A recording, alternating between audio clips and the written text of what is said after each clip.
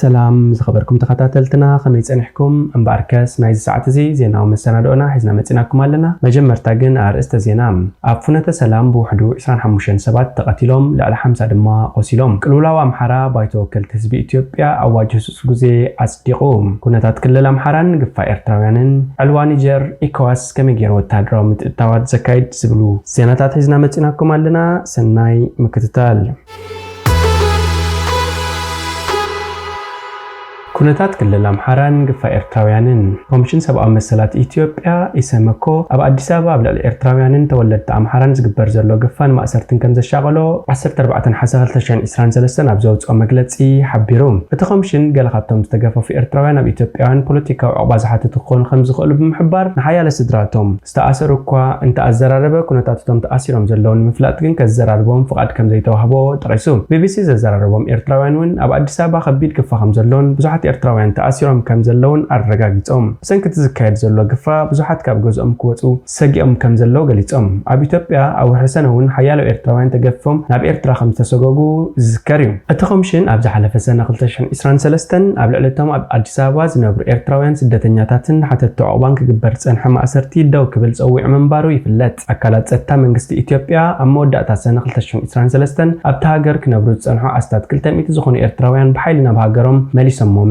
بونبو خا نز غداي بقربا زكاتاتل زنبره 570 مسلات اثيوبيا تحت علم زركبهم استات كلتميت زغموتو ارتراويان بقديتا ناب ارترا مملاس كم زشاقلو مغلص وصيو اتخمشن مستاب كل امحرا زكياد زلو خنات تحايزو اتم اب سمين غوندر وردا دابات اب معسكر سدتنياتات عالم واج زركبو ارتراويان سدتنياتات نازيو زخف اناي صت حدغا تقاليعم مهلاوم غليصوم درغا كلهم تمام معسكر عالم واج زركبو ارتراويان سدتنياتات كابتن بسنكي اب تግራይ ተወልዑ ኪናት ዝተዓጽዋ ኣብ ትግራይ ዝተደኮነ 4 ማዕስከራት ስደተኛታት ተፈናቂሎም ዝመጽኦም ሓደ ስደተኛ ኤርትራዊ ነባር ማዕስከር ዓለም ዋጭ ቅድሚ ሓደ ሰሙን ምቢሲ ኣብ ዝገበሩ ቃለ መሕተት ካብ ወርሒ ግንቦት ጀሚሩ ዝኾነ ሰብኣዊ ሓገዝ ከም ዘይተዋህቦም ብምሕባር ዝኸፍአ ቅልውላው ናይ ምግቢ ኣጋጢሞም ከም ዘሎን ክዳውንቶም ክሳብ ምሻጥ ከም ዝበጽሑን ሓቢሩ ኩነታት ክልል ኣምሓራ ኮሚሽን ሰብኣዊ መሰላት ኢትዮጵያ ብሰንኪ ኣብ መንጎ ሰራዊት መንግስቲ ኢትዮጵያን ዕጡቃት ፋኖን ኣብ ክልል ኣምሓራ ተወልዑ ዘሎ ኪናት ኣዝዩ ከም ዝተሻቀለውን ገሊጽሎም ክልቲኦም ሓይልታት ኣብ ዝሓለፈ ሰሙናት ናብ ኣዝዩ ጽዕጽዕ ምልዋጥ ተኽሲ ከም ዘምርሑ ዝፍለጥ ኮይኑ መንግስቲ እስራኤል ነቶም ኣብ ክልል ኣምሓራ ዝነበሩ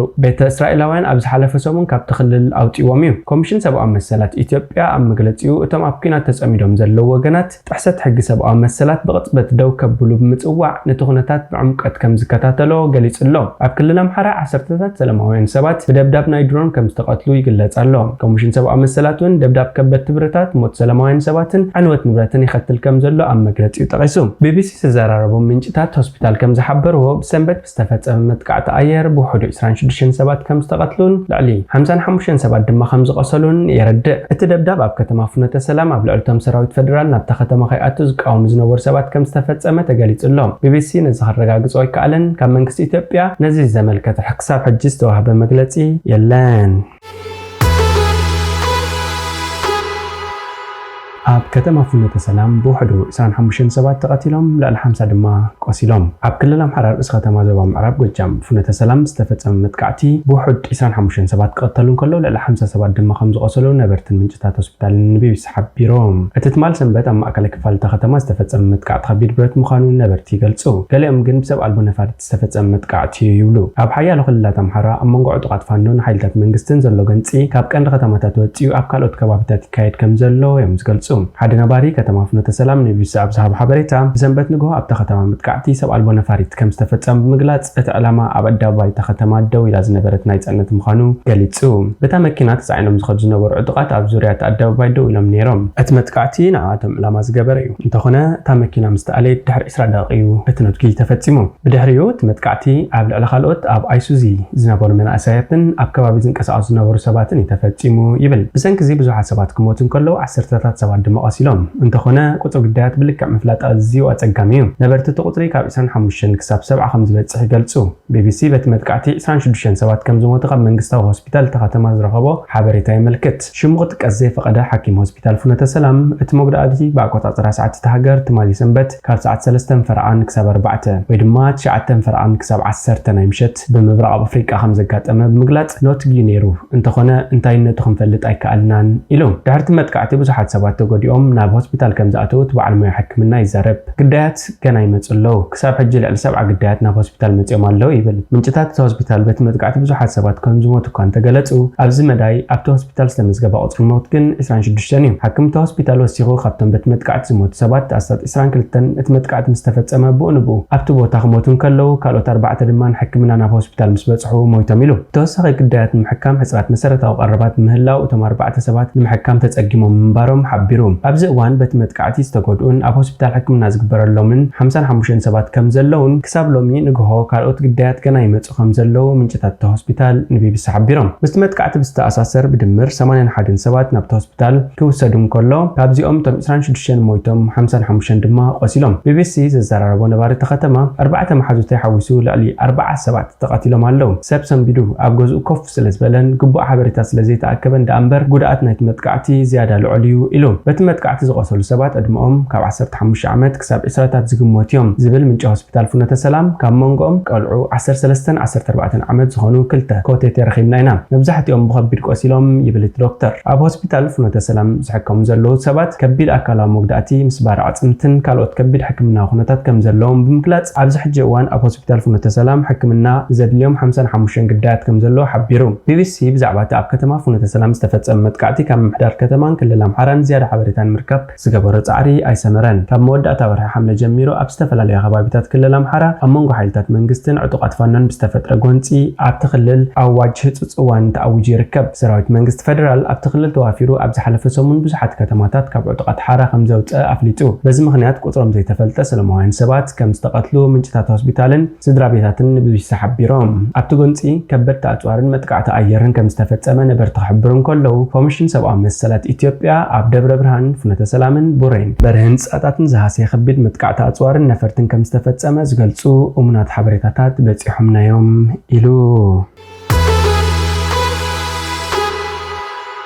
ክልላዊ ኣምሓራ ባይተ ወከልቲ ህዝቢ ኢትዮጵያ ኣዋጅ ህጹጽ ግዜ ኣጽዲቖም ባይተ ወከልቲ ህዝቢ ኢትዮጵያ ነቲ ቤት ምክሪ ሚኒስትራት ኣብ ዝሓለፉ ሰሙናት ኣብ ክልል ኣምሓራ ዝኣወጆ ኣዋጅ ህጹጽ እዋን ብኣብዝሓ ድምጺ ኣጽዲቑ እቲ ባይተ ሶኒ ኣብ ሰዓታት ድሕሪ ቀትሪ ኣብ ዘካየደ ህጹጽ ኣኼባ ቤት ምክሪ ሚኒስትራት ኣብ ክልል ኣምሓራ ተግባራዊ ንኽኸውን ዘሕለፈ ውሳኔ ኣዋጅ ህጹጽ እዋን ብ12 ድምጺ ተኣቅቦን ብ16 ተቃውሞን ብዓብላሊ ድምጺ ከም ዘጽድቆ ኣፍሊጡ ብዝሒ ኣብቲ ህጹጽ ኣኼባ ዝተረኽቡ ኣባላት እቲ ባይቶ ግን ብወግዒ ተገልጸን ቤት ምክሪ ሚኒስትራት ብ28 ሓምለ 2015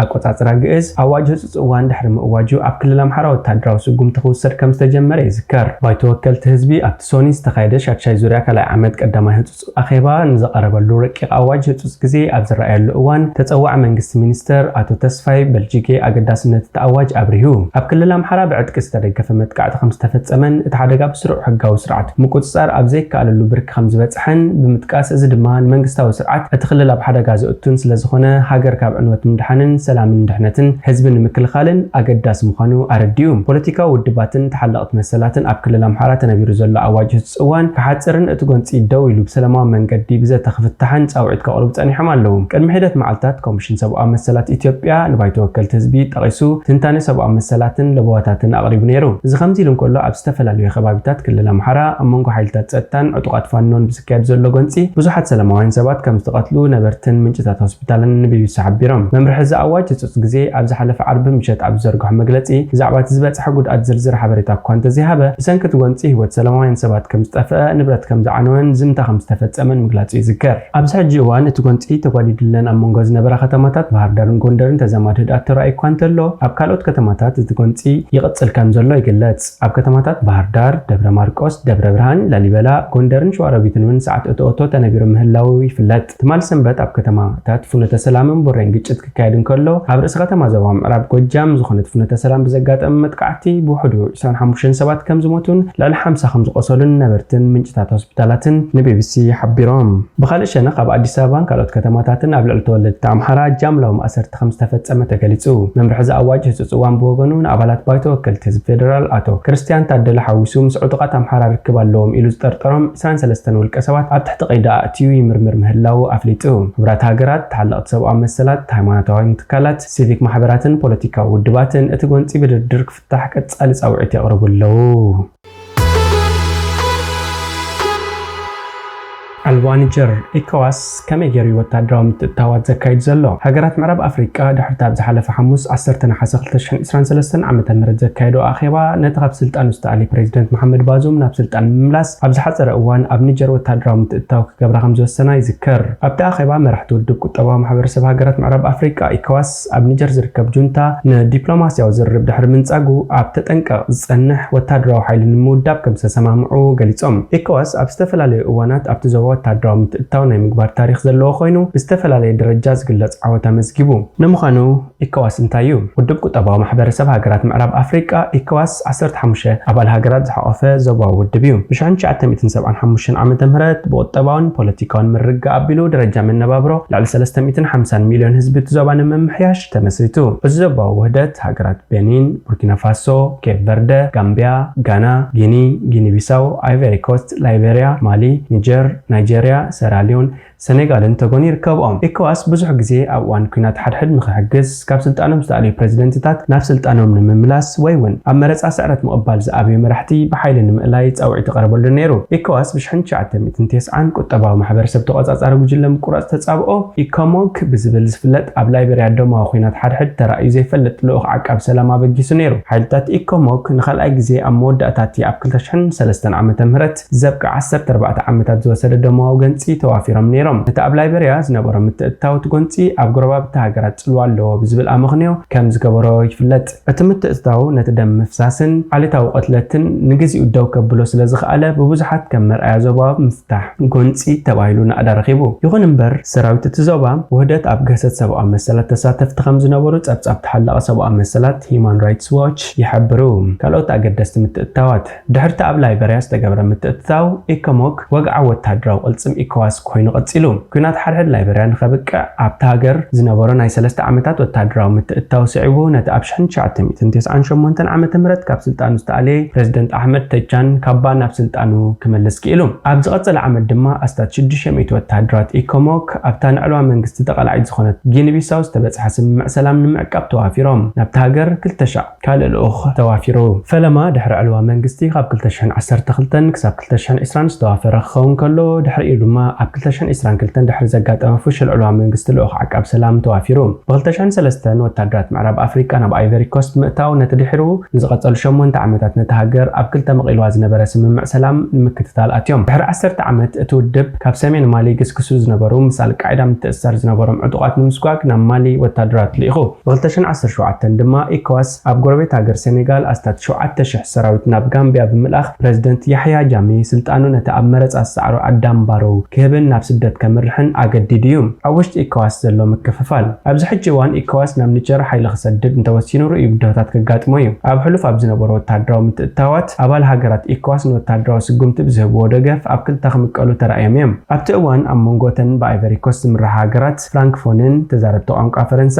ብናይጀርያ ዝምርሓ አንግሎፎናውያንን ተዛረብቲ ቋንቋ እንግሊዝኛ ኣፈላላይ ተፈጢሩ ነይሩ። ሕጂ እውን ዝኾነ ይኹን ኣብ ኒጀር ክግበር ዝኽእል ወታደራዊ ምትእታው ተመሳሳሊ ማሕለኻ ከጋጥሞ ይኽእል እዩ። ካብኡ ሓሊፉ ኣብ ጎረባብቲ ኒጀር ዝመጽእ ስግኣቱን ኣሎ። ኣብ ማሊን ቡርኪና ፋሶን ዘለዉ ጁንታታት ወታደራዊ መራሕቲ ካብ ኢኮዋስ ተኣጊዶም እዮም ዘለዉ። እዚኦም ኣብ ኒጀር ዝግበር ዝኾነ ይኹን ወታደራዊ ምትእታው ከም ኣንጻሮም ዝተኣወጀ ኩናት ከም ዝርእይዎ ገሊፆም እዮም። ኒጀር ብጂኦግራፊካዊ ኣቀማምጣ ኣብ ምዕራብ ኣፍሪካ ዝዓበየት ሃገር ስለ ዝኾነት ሰራዊት ምውፋር ንውድብ ምዕራብ አፍሪካ ዓብ ውድብ ክኸውን እዩ። ገለ ከም ኣብቲ ዞባ ዝሓየለት ሃገር ናይጄርያ ዝበላ ኣባል ሃገራት እቲ ዞባዊ ውህደት ውሽጣዊ ጸጥታ ብድሆታት የጋጥሞም ስለ ዘለዎ ወታደራት ኣብ ምውፃእ ዕቃበታት ከርእያ ይኽእላ እየን። ብፍላይ መንግስታት እናወሰኸ ዝኸይድ ዘሎ ዋጋ መነባብሮ ኣብ ዝቃለስሉ ዘለዉ እዋን እቲ ውሳኔ ፋይናንሳዊ ጽልዋ እውን ክህልዎ እዩ። ስለዝኾነ ድማ ኣብ ሰላም ኣቢልካ ዝግበር ዲፕሎማስያዊ ጻዕሪ ብኩሎም ወገናት ዝያዳ ተመራፂ ፍታሕ ኮይኑ ይረአ። ሰላም ንርእሱ ዋጋ ዝሓትት እዩ ዝብሉ ግን ኣለዉ። ኣብ ዞባ ሳሕል ዝካየድ ዘሎ ዕልዋ መንግስቲ ንምውጋድ ድማ ኢኮዋስ ዘየማትእ ቆራፅ ክኸውን ኣለዎ። እምባርከስ ዝኸበርኩም ተኸታተልትና ናይዚ ሰዓት እዚ ዜናዊ መሰናድኦና ኣብዚ ፍጸም። ሓደሽቲ ዜናታት ንምክትታል ሰብስክራይብ፣ ሼር፣ ላይክ፣ ኮመንት ምግባር ኣይትረስዑ። ሰላም